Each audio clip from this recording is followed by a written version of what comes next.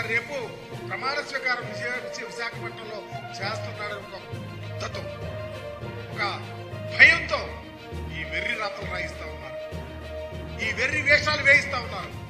మేము చెప్తా ఉన్నాం, ఈ రాష్ట్ర చరిత్రలో ఏ దళితుడైనా ధైర్యంగా బ్రతకాలని కోరుకున్నది జగన్మోహన్ రెడ్డి గారు తప్ప ఎవరు కాదు. మీ ఆలోచనలే మా మీద వ్యతిరేక ఆలోచనలు, మీ యొక్క అలవాట్లే అంటూ అలవాట్లు, మీ అలవాట్లే మోసం అలవాట్లు. దళితుల్లో ఎవరైనా పుట్టాలనుకున్నావు నీవు.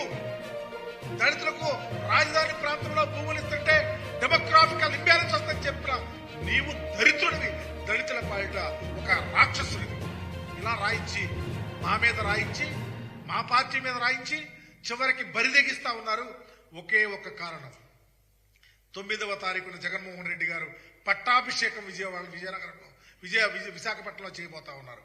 ఆ ఒక్క భయంతోనే ఈ వెర్రి